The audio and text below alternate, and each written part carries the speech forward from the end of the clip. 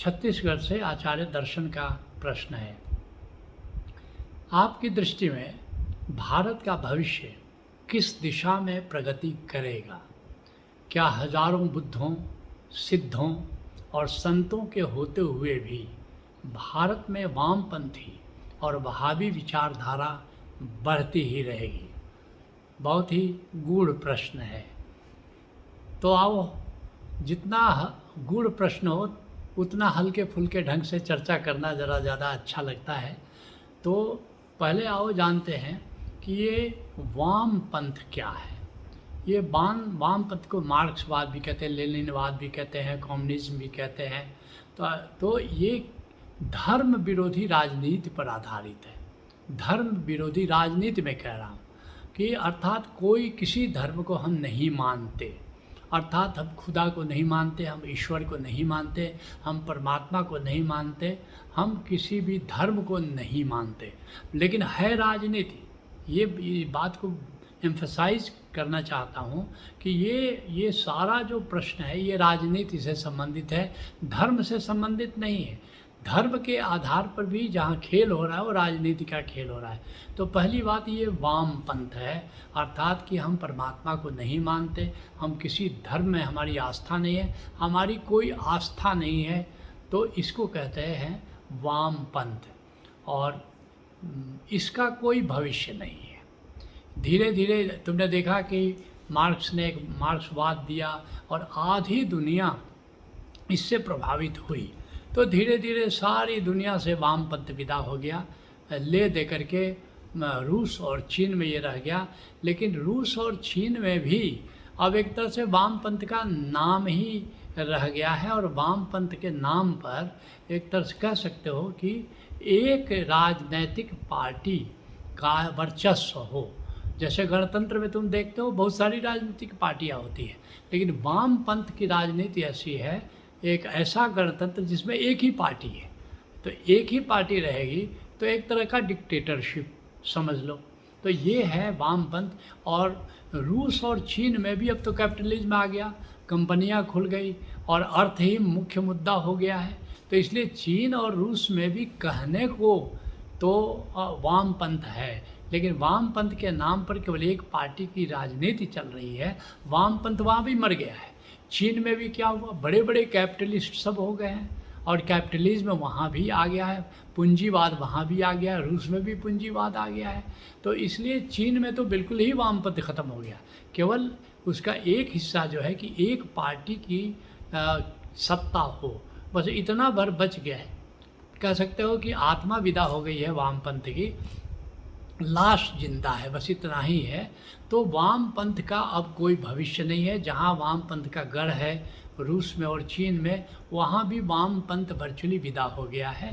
तो वामपंथ का पूरे विश्व में कोई भविष्य नहीं है। अब दूसरा है वहाबीवाद। ये क्या है? ये धार्मिक कट्टरता की राजनीति है।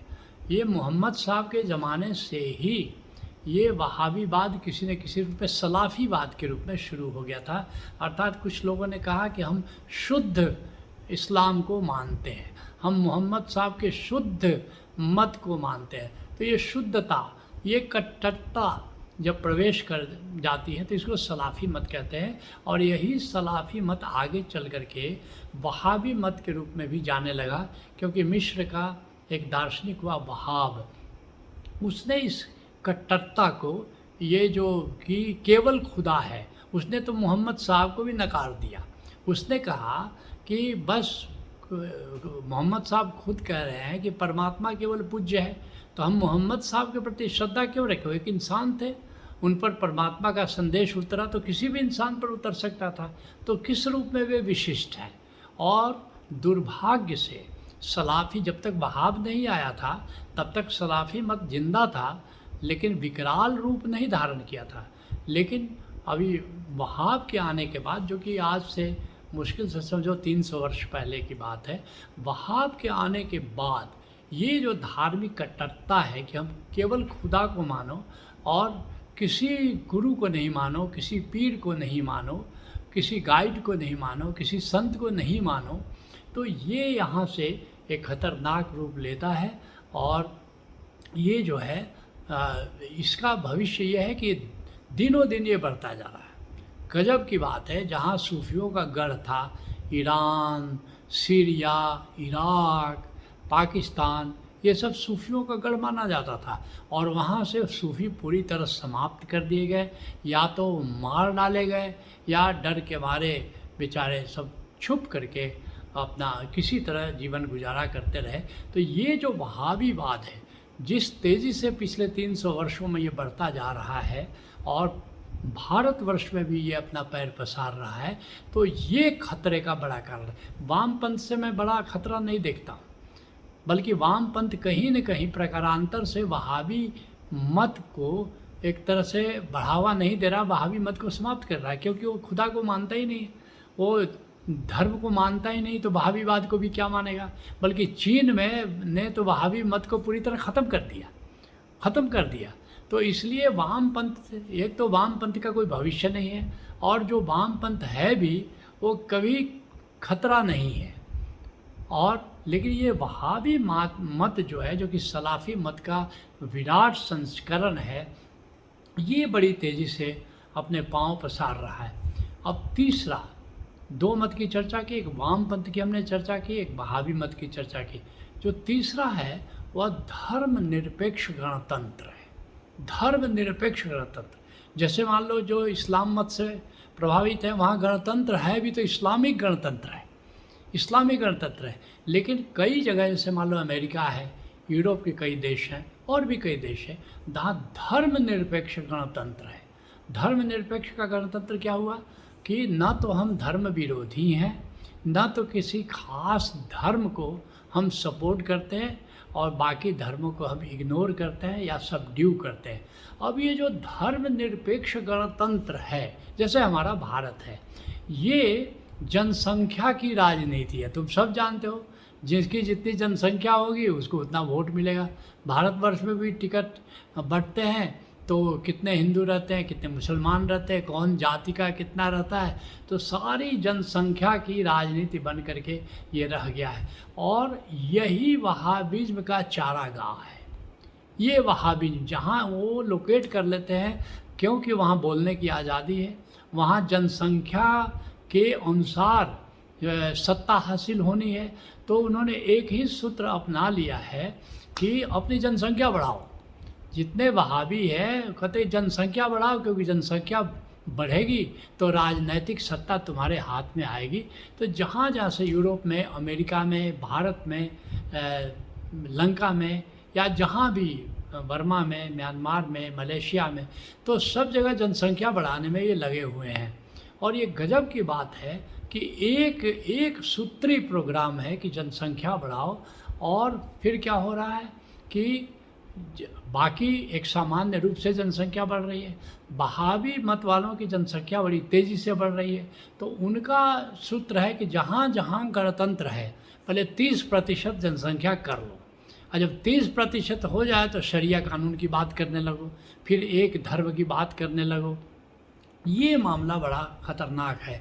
अब तुम कह रहे हो कि ये इसमें संत क्या करेंगे, तो मैं बताना चाहूँगा कि ये समस्या धार्मिक नहीं है, ये समस्या राजनैतिक है। और एक राजनैतिक समस्या का समाधान राजनैतिक हो सकता है, राजनैतिक समस्या का समाधान धार्मिक नहीं हो सकता है। अब कहते हो कि हजारों बुद्ध, सिद्ध, सूफी संत मिल कर के भी इसका समाधान क्या नहीं कर सकते? नहीं, ये उनका क्षेत्र नहीं है।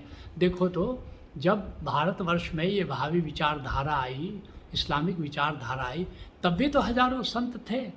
खुद गोरखनाथ मौजूद थे, स्वामी रामानंद मौजूद थे, कबीर थे, नानक देव जी थे, सब तो थे। लेकिन उन हजारों बुद्धों और सिद्धों और संतों के रहते हुए वामपंथी विचारधारा ने अपने पैर पसारे। तो आज भी हजारों बुद्ध हो सकते हैं, सूफी हो सकते हैं, संत हो सकते हैं, लेकिन इस समस्या का समाधान वे मिलकर के नहीं कर सकते। इस बात को ठीक से समझ लो।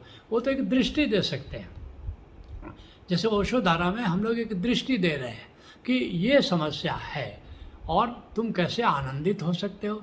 तुम कैसे विपरीत परिस्थितियों में आनंदित हो सकते हो, ये दृष्टि संत दे सकते हैं। परिस्थितियाँ विपरीत हैं, परिस्थितियाँ विपरीत होती जा रही हैं, उससे तुमको आगाह किया जा सकता है। और इन विपरीत परिस्थितियों में भी हम कैसे आनंदित रह सकते हैं, कैसे शांत रह सकते हैं, इसके सूत्र तो ये सूफी संत हैं, बुद्ध हैं, संत ये दे सकते हैं। लेकिन इस समस्या का समाधान वे नहीं कर सकते, इसको तो राजनीतिक स्तर पर ही समाधान करना होगा। तो फिर समाधान क्या है? हाँ, संत समाधान पर सुझाव दे सकते हैं। क्या समाधान हो सकता है? पहली बात, जनसंख्या पर स्पष्ट नीति और नियंत्रण होना चाहिए। स्पष्ट, भारत वर्ष में हम लोग रहते तो भारत की बात करें या अमेरिका है या यूरोप है, जहाँ जहाँ गणतंत्र है, धर्मनिरपेक्ष गणतंत्र है, तो जनसंख्या पर एक स्पष्ट नीति और नियंत्रण होना बहुत ज़रूरी है। और दूसरा क्या है समाधान, कि सभी धर्मों की शिक्षा स्कूली पाठ्यक्रमों में शामिल किया जाए, क्योंकि एक दूसरे के धर्म के बारे में हम थोड़ा जानते हैं और जितना जानते हैं अधिकतर गलत जानते हैं।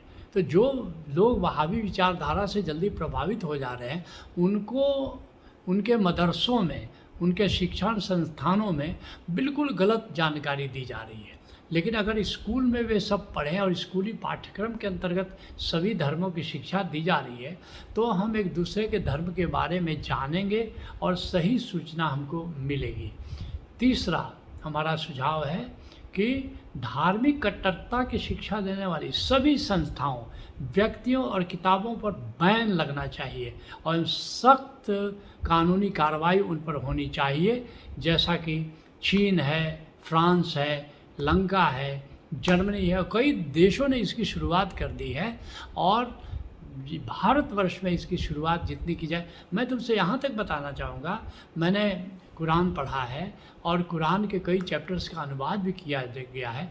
कुरान का गलत इंटरप्रिटेशन बहुत है जो उन लोगों ने अनुवाद किया है, जो लिखा है, बहुत सा इतना। खुद मोहम्मद साहब ने जो कुरान में आयतें लिखी हैं उसमें कहीं भी नफ़रत की बात नहीं। अब जैसे अब एक शब्द मैं तुमको बताऊँ, मोहम्मद साहब थे काफिर, कहते काफिरों का विरोध करो। काफिर किसको कहते हैं? आज के जो वामपंथी हैं, जो नास्तिक हैं, उनको वे काफिर कह रहे हैं। इन्होंने कुरान में जब अनुवाद किया और इंटरप्रिटेशन किया तो काफिर किसको कह दिया कि जो इस्लाम को नहीं मानता वो काफिर है। अच्छा, इस्लाम में भी 72 फ़िरके हैं, अब हर फ़िरका कहता है बाकी 71 फ़िरके काफिर हैं। अब देख रहे हो, मोहम्मद साहब कुछ कह रहे हैं और इन्होंने कुछ उसका उलट पलट कर दिया है। तो ऐसी इवन कुरान की जो ऐसे इंटरप्रिटेशन है जो नफ़रत फैला रहे हैं, जो आतंकवाद फैला रहे हैं, उन सारी किताबों पर बैन किया जाना चाहिए। मैं स्पष्ट रूप से कह रहा हूँ, मैं कुरान पर बैन की बात नहीं कर रहा हूँ। कुरान तो बड़ा प्यारा ग्रंथ है, कुरान तो सर माथे पर है, लेकिन उसका गलत इंटरप्रिटेशन करके जो लोग आतंकवाद फैला रहे हैं, जो कट्टरता फैला रहे हैं, उन सारी किताबों पर बैन किया जाना चाहिए। तो ये मेरे 3 प्रस्ताव हैं जिस पर सरकार को बड़ी गंभीरता से लेना चाहिए। जहाँ तक हम सब हैं, ओशोधारा संघ है, जो सीकर्स हैं, मैं उनको आश्वासन देना चाहता हूँ कि इसमें कोई चिंता करने की बात नहीं है। क्यों? परमात्मा मंगलमय है, जो भी होगा वो परमात्मा की मर्जी से ही होगा। और तुम देखोगे ये सब कुछ चल रहा है, लेकिन आत्यंतिक परिणाम हमेशा शुभ होता है और इसमें भी आत्यंतिक परिणाम शुभ ही होगा। तुम आशा रखो। और तुमने देखा नहीं, जब ओशोधारा से ये जो वहाबी तत्व हैं, हिनयानी तत्व विदा हो गए, कश्मीर से 370 विदा हो गया, तो भारत से भी वहाबी मत विदा हो जाएगा। इस बात पर बिल्कुल इत्मीनान रखो। और आजकल का फ्रेज़ मैं यूज़ करना चाहूँगा कि जब कश्मीर से 370 हट सकता है, ओशोधारा से हिनयानी और वहाबी विदा हो सकते हैं, तो वहाबीवाद भी नहीं रहेगा। मोदी है तो मुमकिन है।